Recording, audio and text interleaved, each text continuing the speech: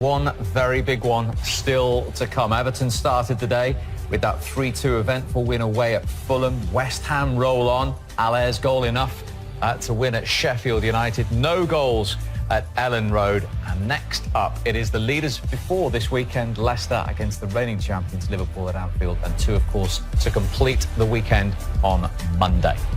And reminder, if Leicester become the first team in 64 Premier League games to win at Anfield, they go back to the top of the table. If Liverpool beat them, then they go level on points with Tottenham.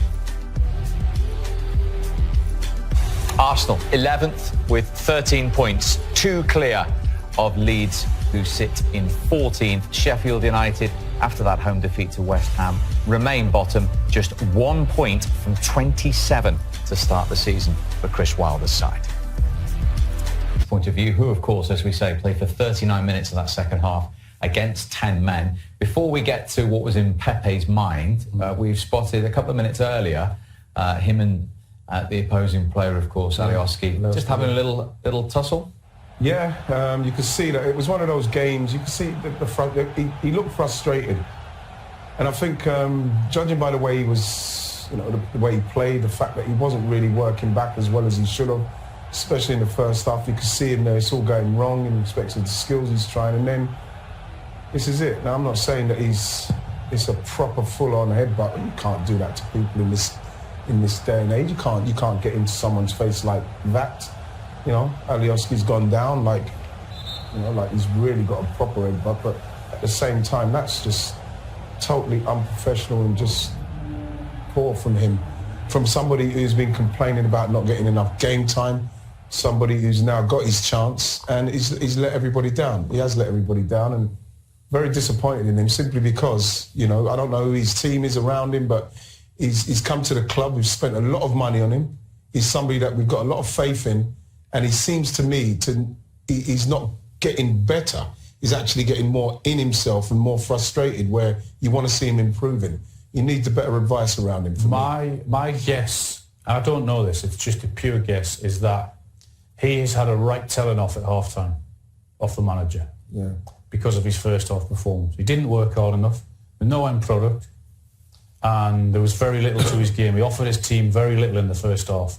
Now, I think the manager might have went on and said some words to him at half-time, and that was a culmination of that and the frustration. And this is what happens in the Premier League. Leeds United are one of the hardest working teams. They press you, they push you around, they close you down, they don't want to give you any space. Now, he should know that.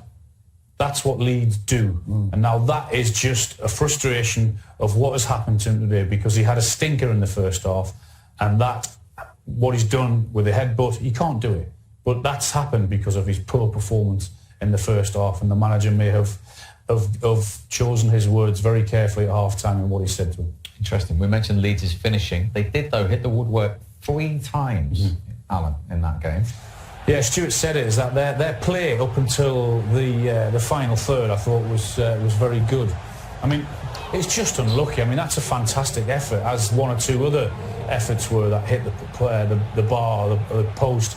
But when you have these chances, and the Bamford one, where he hit the post with the head, I mean, this is a very, very good opportunity. It's a good ball in. He leaps there. He gets up early, perhaps in just that split second too early, because he just might be on his way down as he tries to glance at. But that's an excellent opportunity, as there was one or two for him in the first half as well. So, yeah, Leeds played very well up until this final point, and they had enough chances to have won 2 games, let alone this one. But you have games like that.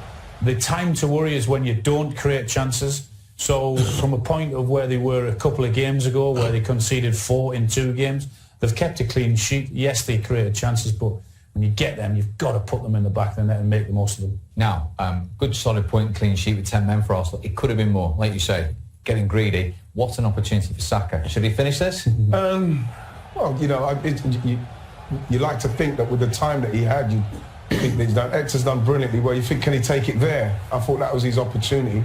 See the 2 guys getting back on the line. When you look at it from here, you're thinking now he's got the space and time. We're talking about an 18-year-old that we're putting a lot on in respect of expectation for us. And he's come off the bench, and arguably the best creative player we've got on the pitch. So, yeah, I think as time goes by, he'll learn that maybe he could take that a bit quicker. But like, yeah, it was a chance that if Arsenal could have won the game with that, you'd have said we've got away with one. But like I say, it was. Hopefully he's not too bad with whatever the injury is, because we need him. You can see that. We need that guy. No goals then at Ellen Road. Next stop, Merseyside and Anfield. 4. You know, the sending off definitely changed the game, and we had a lot of possession in the second half, and they were camped in. But I think, you know, if you can't win the game, you've got to make sure you don't lose it. You know, they were dangerous a few times on the counter-attack, and that's something we've been working really hard on over the break. And certainly since most of us come back during the week, and you know, we'll take a point now and move on. You were denied personally, weren't you, by a great save in the second half. Do you think you should have scored in the first? Probably, yeah. Looking back on it, probably a time to take a touch. You know, these things happen so quickly, and I suppose that's a bit of quality you need, and it's something again that I'm working on in my own game. And obviously in the second half, the keeper's pulled off a great save, and you know, just unfortunate one of them chances that the woodwork didn't manage to go in. When they went down to 10 men, did it make it harder in some respects, did you find?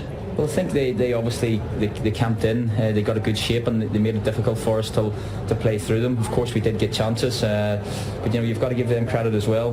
Losing a man's never easy, and you know, they dug in there, and you know, I'm sure they'll be happy with the point as well. Stuart, we've talked about missed chances at one end, but we should credit your goalkeeper at the other, shouldn't we? That was a fine and a vital save close to the end. Of course, yeah, I think that's, again, you know, maybe in recent performances, you know, we've given away too many chances, and probably one of the only chances that they really had was that counter-attack, and the keeper's done really well. So, you know, we're happy with that, and you know, we're happy with their all-round performance today. Plenty of positives, and we'll look forward now to next week. And after 2 heavy defeats, how important was that performance today, do you feel? Yeah, it's always important that you react and bounce back from a disappointing performance. I think we've done that today, and as I said, we're just you know, we're disappointed we didn't win the game, but as we've said before, if we can't win the game, we've got to make sure that we don't lose it. Appreciate your time. Thank you, Cheers, Stuart. thank you. Interesting thoughts from a Leeds